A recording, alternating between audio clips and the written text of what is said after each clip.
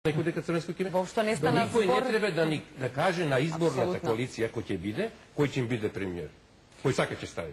Не праша нас ДПМН кој ќе биде премиер. Ќе поразговараме и на татама, ќе влеземе во евентуални предвремени избори кои со кого би можел да коалицира. Значи да живее во илузија, дека продолжи да живее. Значи ја не викам што ќе пишува на хартија. Може би случајно навистина вие не го познавате господинот Црвенковски во ова светло во кое го запознал господинот Огриновски. Најверојатно, очигледно мислам. Меѓутоа, видовме многу изборни програми овие 20 години. Кажете ми едно реално прашање што се разреши во Македонија. Дали имаме ние например среден здравствен систем? Имаме образовен систем среден? Сме оствариле некоја стратешка цел до сега?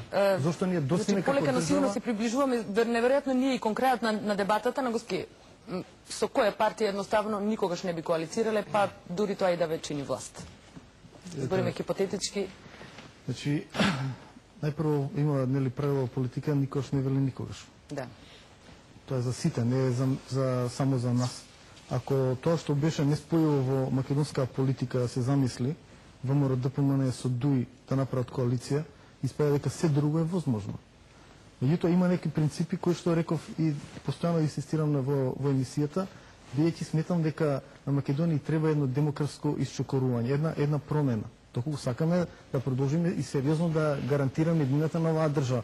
На овој начин, со една олигархија, да се промени, да дојде друга олигархија, ја мислам дека државата само ќе продолжи едноставно во иста насока, во насока на пропаѓање и, како што го кажувам, на национален пораз. Бидејќи на крајот на краиштата, олигархиите редовно се договараат. Како што се договара, сега не се враќаме во историјата, на неколку пати и се заштитуваат нормално.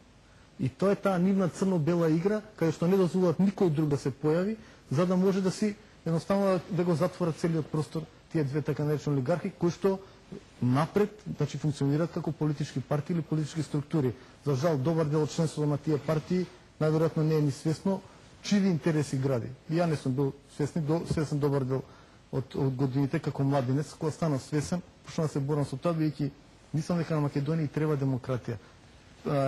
Не можете вие да кажувате дека ќе доведете демократијата или развојот во Македонија ако дома спроведувате централизам и автократија.